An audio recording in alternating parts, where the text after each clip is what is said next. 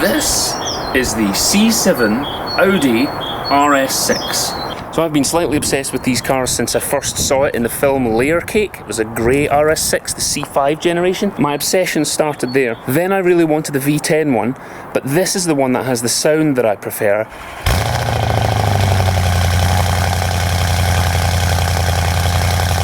And I never dreamed that I would own one, and yet here it is, it's in my driveway. Let me talk you through some of the quirks and features, as Doug DeMuro would say. Obviously Doug hasn't been able to do one with this particular car because they don't have them in the United States. It'll probably be another 18 years before they can legally import them. Here's my take on the quirks and features of the C7 RS6. I hope you enjoy the video. And I'm absolutely obsessed with these cars, so I hope you'll indulge me for a minute while I show you all the little things that maybe you haven't seen before on this car, because everyone knows about the engine and the power and the top speed, but not where the buttons are. So let me show you.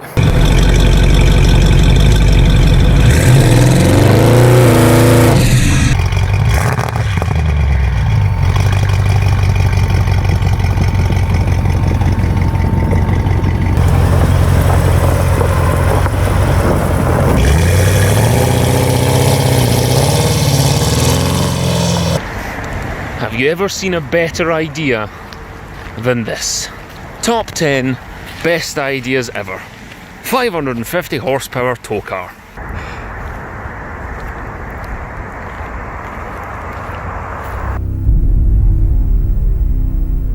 This is a large vehicle. The alloy wheels are large, optional 21-inch alloy wheels. The brakes are large, 390mm steel discs. The rear exhausts are large. The boot space is large. An enormous storage space in the rear. The rear legroom is large. Headroom for rear seat passengers is large. The rear tyres are large. 285mm wide.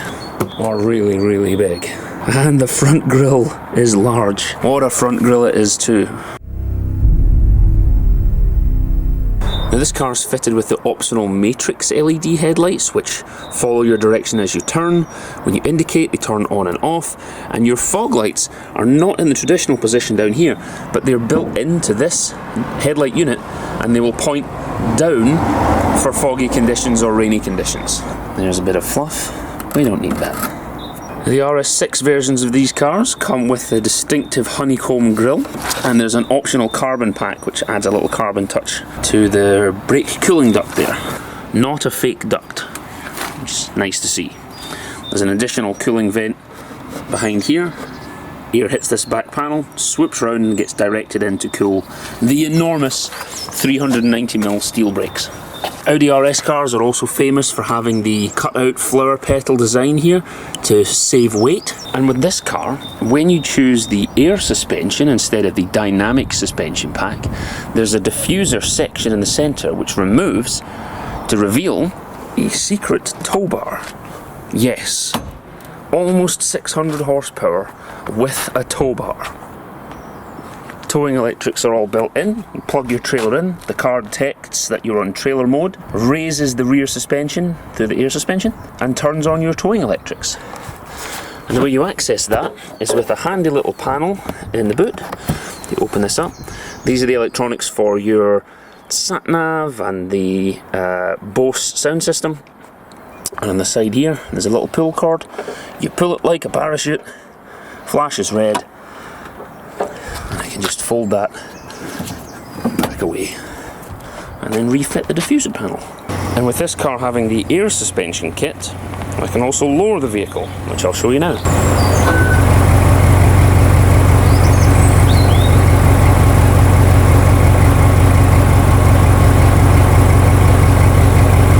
The ride height of this car, you can't exactly call it high. This is in lowered mode currently, but if you have access to the VCDS system, you can adjust the ride height by up to 40mm using software alone.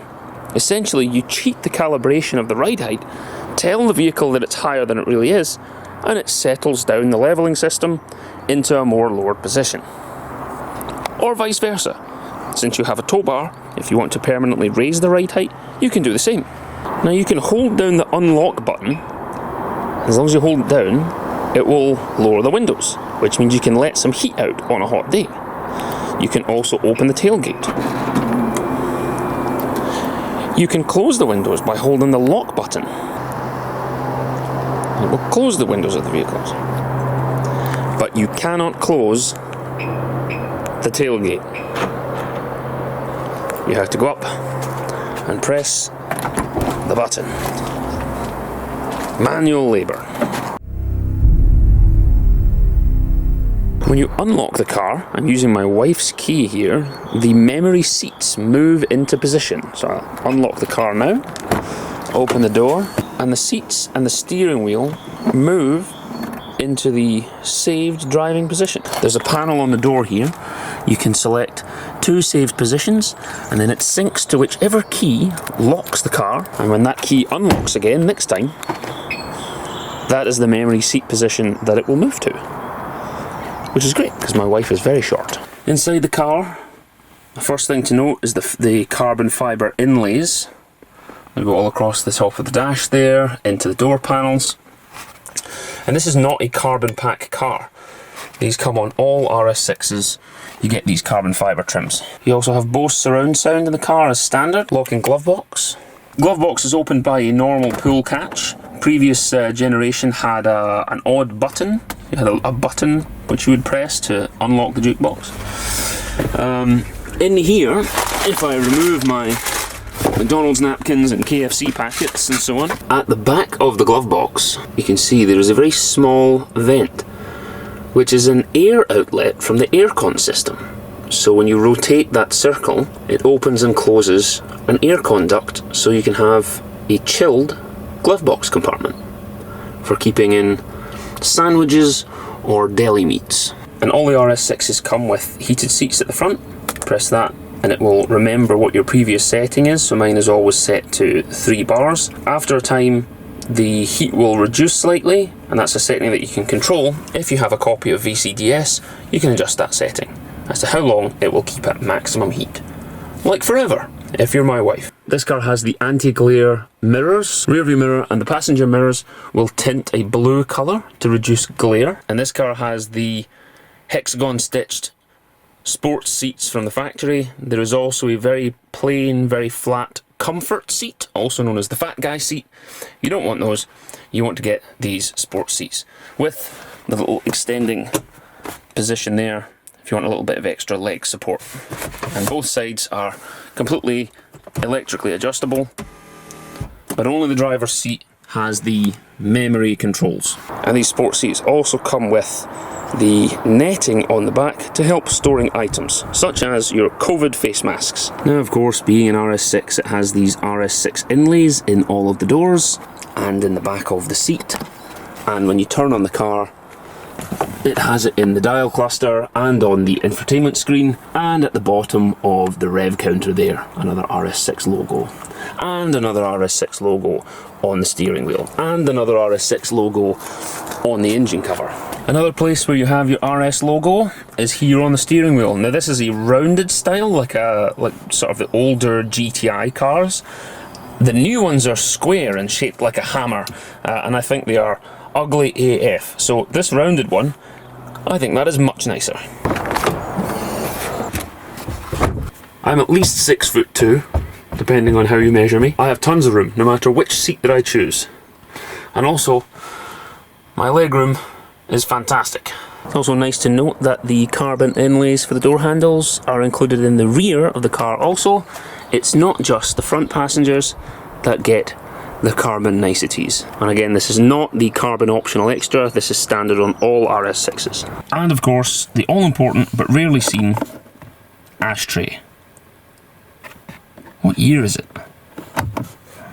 Despite being made in 2013, when USB has already been a thing for 20 years, this car does not come with any USB slots.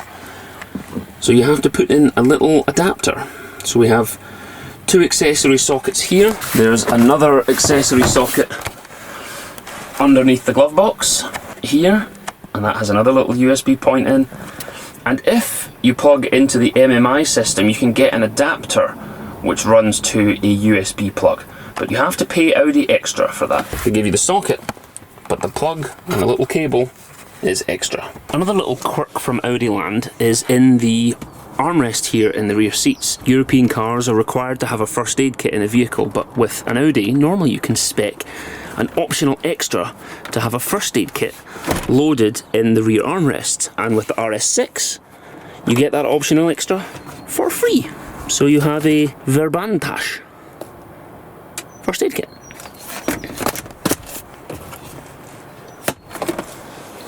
Now in the rear, you can see this funny little hook thing here on both sides of the vehicle. That is for a storage rail, which goes across the top and allows you to hang your executive shirts and suits on the top. And again, there's another hook in the back there. That is for the factory blind for the rear screen. There's an additional screen if you want to put a dog in the boot of the car. In addition to the optional support rail at the top, you have a shirt hook just under the handle there, and another shirt hook on both sides just behind the B pillar. Same again on this side and under the hook. Now, opening the boot results in the electric cover sliding back to expose what is an enormous boot. Both sides of the tailgate have these release buttons so that you can release the split folding rear seats into the other side here. And the seats pop forward to allow you almost flat load bed capacity. The RS6 comes with a few extra straps for securing a load.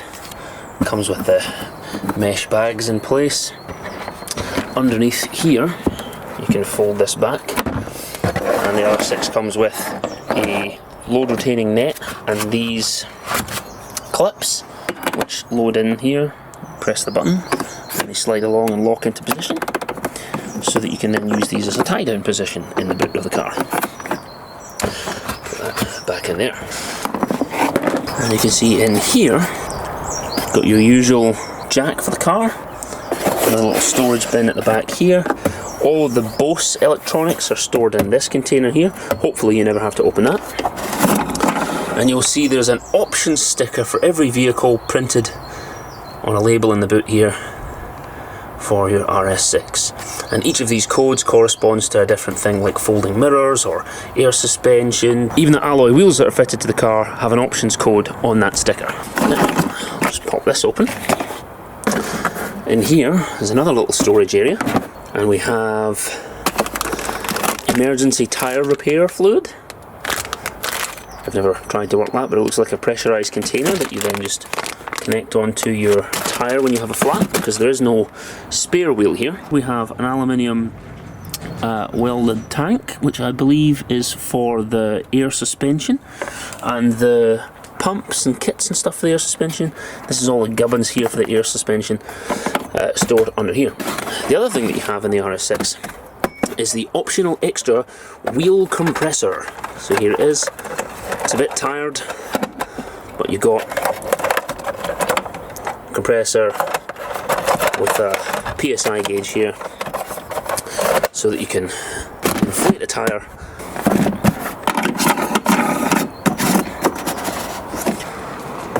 and return it to its original position. Another little feature in the door of the tailgate, if you open this little hatcheroo here, you have access to the warning triangle, which is required by law for European highways. It's a little just 3 reflective plastic pieces that fold into a little triangle, so you can put it by the roadside if you have a breakdown. And under here is an emergency lever to get in and unlock the boot if you're trapped inside the boot. An electric tailgate as standard on the RS6s. Put it down, see it slides back into place as you close the door. Keep your stuff hidden. Bonnet comes with factory gas lifts as standard, and this is the 4 litre twin turbo V8 producing 560 metric horsepower. High pressure fuel pumps on the top of the car. Turbos are immediately below this heat shielding. And if I show you under the heat shielding, you can see twin air inlets for 2 turbos and 2 downpipes. This is the charge cooler for the car. It doesn't have an intercooler. It has a water or coolant cooled charge cooler radiator instead. So this car has a total of 5 radiators. So air enters from the front and it hits this charge cooler to cool the charge air which is going into our 2 turbos, and then off into the downpipes, split either side of the gearbox there. Common fault on this car, there's a coolant hose in this area at the back here, and the clips for the factory heat shield rub and eventually cut the coolant hose, and you get coolant all over the place here. That's bad news. So you can see in this car, factory heat shield is gone and replaced with gold motorsport reflective blanket at the back there. On the inside of this rather aggressive looking engine cover is additional heat shielding. At the point right at the exit from the turbo, under normal engine temperatures, it is 700 degrees there, and it can get up to 1100 degrees. This factory heat shield is in place to stop heat radiating up and into the bonnet. There have been reports of drivers removing this heat shield, and then the paint on the hood or the bonnet catches fire. There is so much heat in this area, you cannot run this car without this heat shield or you'll risk a fire. It has quattro all-wheel drive, so it normally runs at 60% of the power to the back and 40 to the front, but when you take off that traction control and stability, there's a selection to turn on the active differential. That can send up to 85% of the power to the back, and that is why you see people drifting these around in Mother Russia. And from the factory, you're advised to use a minimum of 95 RON fuel, which is okay here from the UK where everything is 95 RON, but 98 Super Plus is recommended. So that's what you should run this car on. And you actually get better fuel consumption when you use the fancier fuel. Okay, so with the Audi RS6, press the start button. You get the needle sweep there, very flash. And then you hold the brake, hit the start button.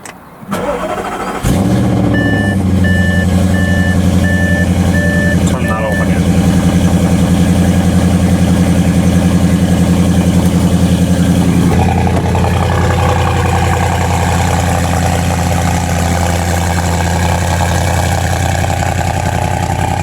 It's very subtle.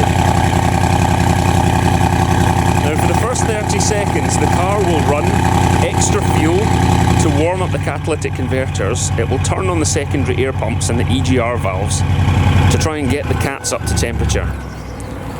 And then the car just quietens down and sounds like a normal vehicle. I'll let you hear the exhaust valves. I'll switch it to dynamic.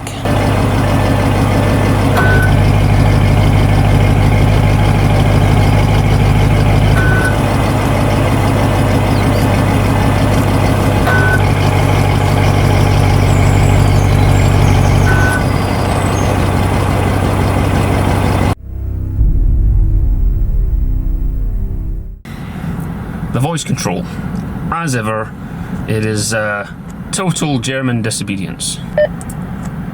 Call Big Dave. Pardon? Call Jesse. Please enter the line. Navigate to a petrol station. Please say the entry or the line number. I didn't ask for one. Cancel. Pardon? Cancel. Radio 1. The list is empty. What? The car, of course, has the irritating bong when you open the door. So you press the left-hand control button and it will mute. That is the most important thing to know about living with this car. Now, as we are right now, the car is cold, so the rev limit is set to 5,500 RPM, and as the vehicle warms up, you get the full 7,000 RPM rev limit of the car. To the head unit for the car. Pops out of the centre. Got a nice RS6 logo there. Just close that. And we'll initialize the car systems. Now this car has the MP3 jukebox, So there are 2 SD card slots here. You can load SDs in there. You can also load a CD in the front here. And then in the media system, you hit the media button here, and it will load media. And you have a choice of sources. I press the top right hand button here. So there's 4 buttons which correspond to the 4 menu items at the 4 corners of the screen here. So I want the source list. So I'll hit the top right hand button, and it will give me my selection. Now when I purchased this car, it had Now Country, CD 1 of 3, and of course the first track is 9 to 5 by Dolly Parton. You really can't make this up. Now I've removed my SD cards, but once you've loaded those, you can copy music to the car's internal jukebox, and there's a 20 gigabyte jukebox, which means this car actually allows piracy. You can take MP3s and duplicate them onto the car's internal storage, and that's copying, which technically is music piracy. And the car also has a SIM card slot in the centre, so if you don't want to use your Bluetooth car phone, you can actually load the vehicle with its own SIM card for a separate telephone device dedicated to the car. Get a little pay-as-you-go SIM card for in there. And this car of course has Audi's Quattro 4-wheel drive system, and limited slip differentials and a sport differential for the rear. But you're able to turn off the traction control by tapping the button. So there's stabilization control is set to sport mode, and it turns off the automatic braking. So this car is fitted with Audi's Pre-Sense, which will detect if someone has slowed to a stop in front of you, and it will prevent you from crashing into them. If I hold the traction control button, first of all it turns off the traction control, and then it completely turns off the electronic stability control. So that means that the car will no longer brake the rear wheels to prevent a spin. Now, with this much horsepower, the car will squirm under heavy acceleration, but the Bosch traction control system in here is very, very good. For us mere mortals, other than using launch control, there is no real reason to have this turned off. But to use your launch control, you hold to press that to turn that system off. You put the foot on the brake, you hold the accelerator flat to the floor, and then release the brake when you're ready to launch, and the car will soar to 88 miles an hour.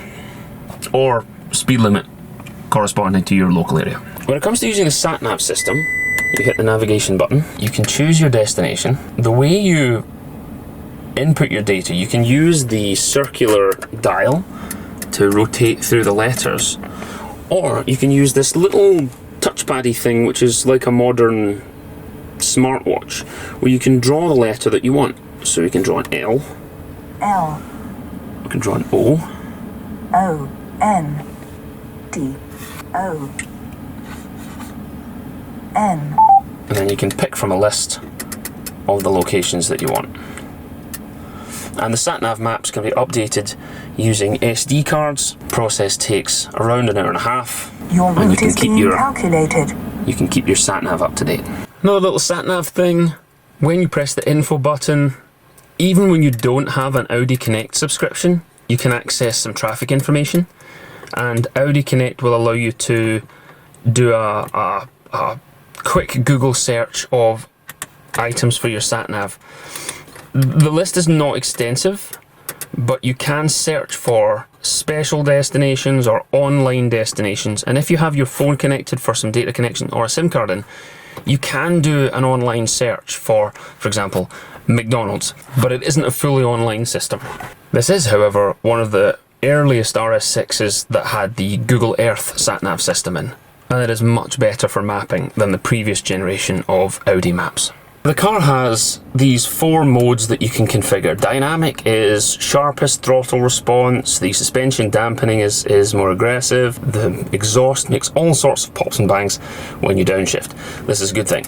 Comfort, the car is quiet as a church mouse. Individual settings allows you to configure a set of your own preferences. So if I press the set individual button, you can see here I have relatively good control over these options. I can set my gearbox to dynamic, my air suspension, comfortable, steering, comfortable, differential, I don't need that to lock up the rear wheels, so again I can have comfort. Engine sound, there is a sound generator which puts cancelling noise frequencies into the cabin so that it reduces the volume of the car's vibration and road noise and engine sound.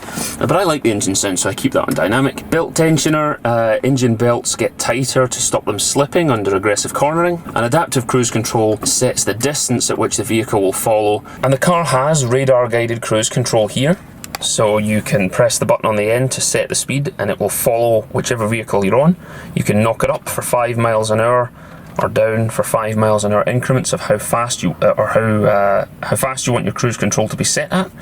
And you can use this dial to adjust how close to the vehicle in front the car will go. There is also a boost gauge. Press the left steering wheel button. You get this menu of various things that tell you what's consuming your energy, or shows you your adaptive cruise control settings if the car is on. But if you go to the bottom here, there is a lap timer, and you can use this to split lap times on your vehicle. This isn't really a track car. But there's a boost gauge on the left hand side which goes all the way up and goes red when you're on maximum boost. And at the top right hand corner, once the car reaches 60 degrees, the oil temperature gauge will come on, and so you can see what temperature your oil is as you're driving along. So that's useful to have an oil temperature and a boost gauge built into the centre cluster of the car. Now, when your car first starts up, it is very loud because it's warming up the catalytic converters and the secondary air pump. But there is a little trick. When you first start the engine, you pop it into reverse and the engine gets quieter. So I'll start the car.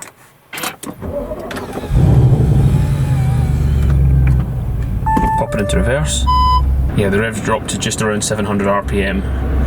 Normally on a cold start you're at 1500 RPM. Pop it into reverse, car goes nice and quiet, and so on a cold morning you don't have to deafen your neighbours. Put it back into park and you're ready to go. Another interesting thing is this handbook. If you press the option for that, if you pay the subscription to Audi, you can get the instructions and the owner's manual for the car loaded on the infotainment system. I don't have that, I've never loaded it. Because I just use the My Audi app. There's another thing, it has tyre pressure monitoring, so if you have a flat tyre it will alert you and you can go and look at your tyre pressures. Car systems, servicing and checks. I can access the tyre pressure monitoring system and I can see that indeed I have one tyre which is lower pressure than the rest, so I know to inflate it. And you actually see the tyres warming up as you drive the car along. Now, of course, the car has climate control for the front and for the rear, and you can control your settings from this panel here, but there are also additional settings in the menu here. So you can have an element of auto recirculation. So normally if you're going past something stinky, you can press the recirculation button. With the Audi, you can have it by default recirculate some of your air.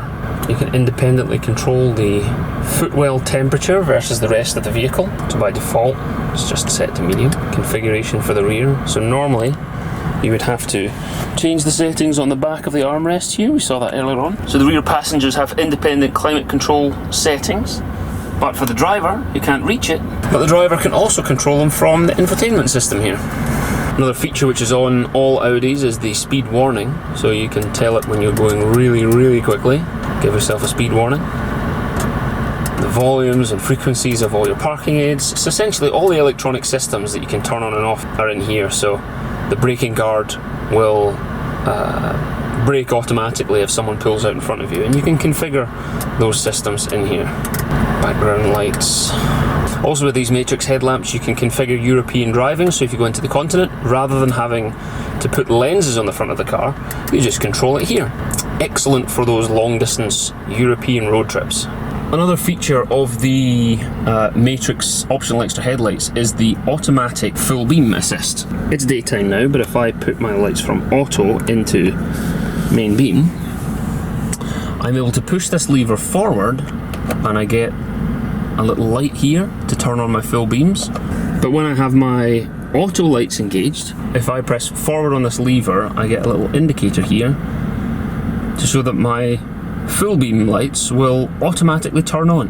And there are cameras on the front of the vehicle for presense, the rain sensors, and for daylight that will turn these headlights on automatically when there are no cars in front of me.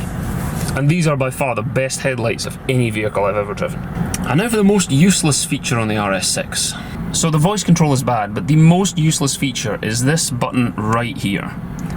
This is like a favourite button that you can use, and you can configure on the system here what it will do. So what it's configured to right now is to turn sat-nav voice guidance on and off. If I go into my car settings here, I can configure what that button does. Here is the useless list of things that I can do. Turn on the voice guidance, change the colour of my sat-nav map, turn off the traffic program, switch on the radio, or skip track. That is it. That is the extent of the option here. Like, if you could press this button for navigate home, brilliant. If you could press this button to switch the exhaust to dynamic, fantastic.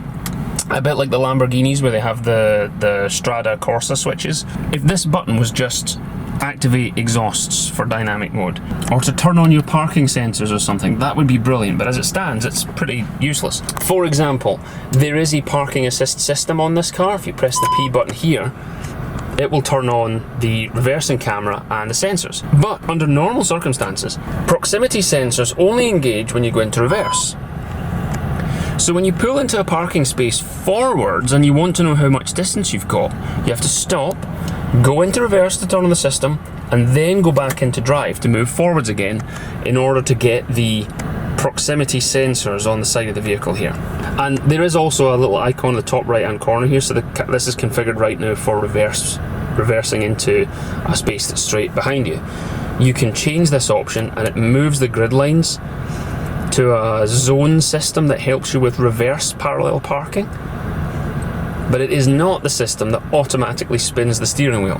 That was another optional extra which this car does not have. Another interesting thing, and it's a safety feature, the car has automatic braking called Audi Presense even when the radar system is off. So if it calculates that a collision is unavoidable, you get a warning. It makes a little bong as a red light appears on the dashboard.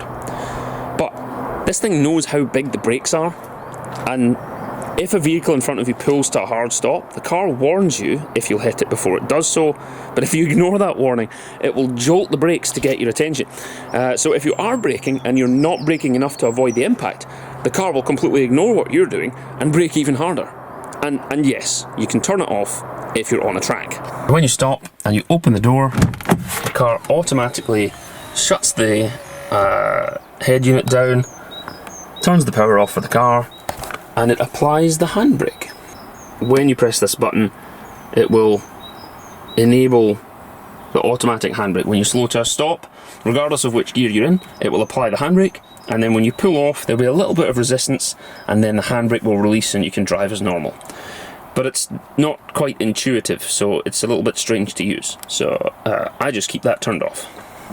I also keep turned off the start-stop system. There's a button here to turn off the start-stop. That's useful if you were towing with this car, or if you just want to protect the starter motor and the inlet manifold, because they can get quite gummed up if the start-stop system is used too often. So that is it. That is the C7 2013 RS6. This is one of the earliest RS6s of this generation. It is packed with extras which would be optional on most A6 Avants, and it's almost like they've used all the leftovers and jammed them into the RS6. And there was an extensive optional extras box that you could tick as well for even more things like auto parking or carbon styling, even larger wheels than these. Panoramic roof is a very popular option, but this is it. So I've had this car for almost a year, and it is probably the best vehicle I will ever own. It is a pleasure to own, but it's a little sad that for me, this is probably as good as it will ever get. But I have absolutely no regrets. This car is every bit as amazing as you've heard.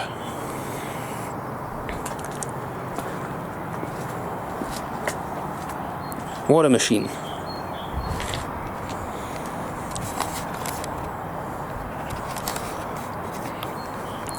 Thank you for watching, everyone. I hope you've enjoyed. Take care, and we'll see you soon.